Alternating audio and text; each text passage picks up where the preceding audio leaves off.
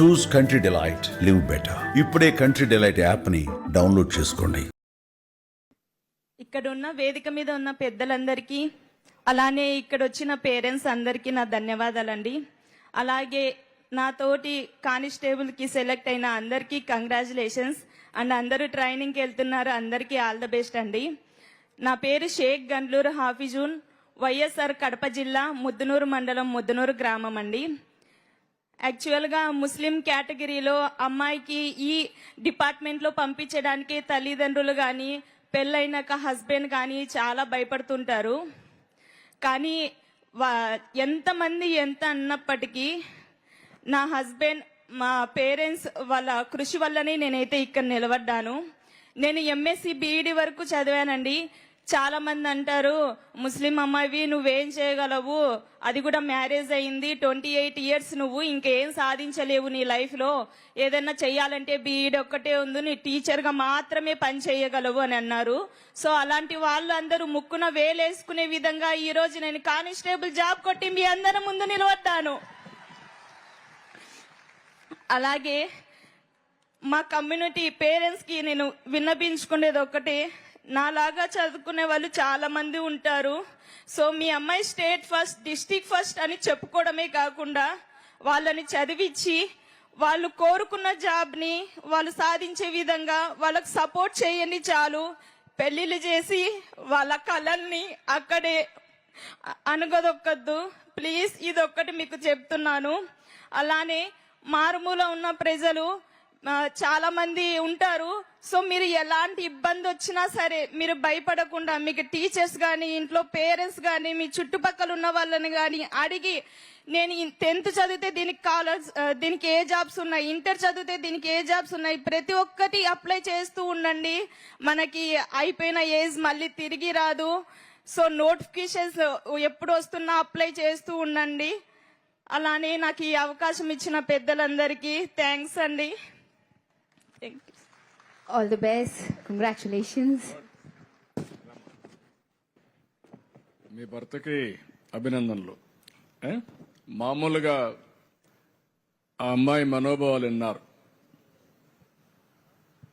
మామూలుగా ఆడపిల్లల్ని చదివించరు. చదివించాలంటే శ్రద్ధ ఉండదు. అందులో ముస్లిం ఆడపిల్లని పోలీస్ శాఖకు పంపించాలంటే అసలే ఇష్టం ఉండదు. అలాంటప్పుడు భర్త, తల్లిదండ్రులు ఆ అమ్మాయిని ఆశీర్వదించారంటే శబాష్, వాళ్లకు మనస్ఫూర్తిగా అభినందనలు, గట్టిగా చప్పట్లు కొట్టి అభినందించాలి. వీళ్ళ బాబు కూడా 8 సంవత్సరాల బాబు. ఈవిడ మనోస్థైర్యం, బాబు తల్లికి అండ.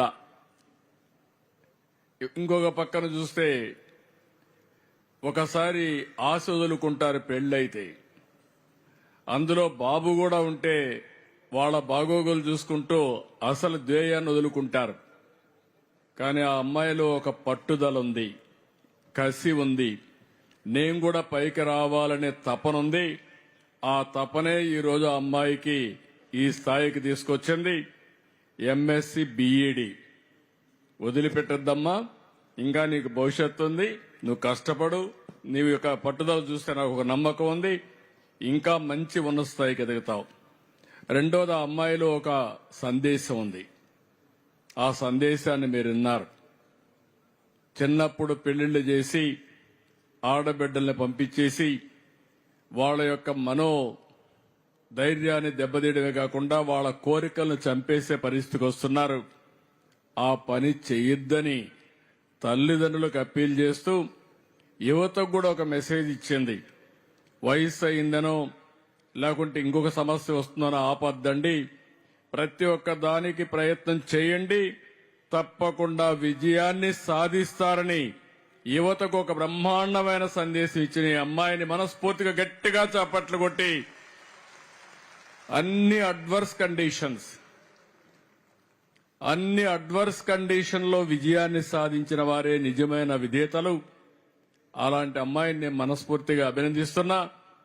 మీరు కూడా, నేను ఒకటే అందరిని కోరుతున్నా, కులం పేరు చెప్పి, మతం పేరు చెప్పి, ప్రాంతం పేరు చెప్పి, లేకుంటే పాత ఆచారాలు పెట్టుకుని మన పిల్లల్ని వాళ్ళ భవిష్యత్తుని అంధకారం చేయొద్దండి. వీళ్ళందరూ కూడా మంత్రిలో మాణిక్యాలు ఈ పిల్లలు. చదివిస్తే ఉన్నత స్థాయికి ఎదుగుతారు. మనోధైర్యం మీరు ఇంట్లో ఇవ్వగలిగితే ఆ ధైర్యంతో కొండనైనా సరే బద్దలు చేసే శక్తి మన పిల్లలకుంది. ఈ విషయాన్ని తల్లిదండ్రులు ఇలాంటి ఎక్సెప్షనల్ కేసులో భర్తలు గాని పిల్లలు గాని అర్థం చేసుకోవాలని మరొక్కసారి కోరుకుంటూ, అందరినీ చూస్తే ఒక్కొక్కరిది ఒక స్టోరీ అయితే ఈ అమ్మాయిది అందరికంటే కూడా ఒక ప్రత్యేకమైన స్టోరీ. అందరూ కూడా గట్టిగా చప్పట్లు కొట్టి ఆశీర్వదించండి. థ్యాంక్ యూ మా. I wish all the best. Thank you.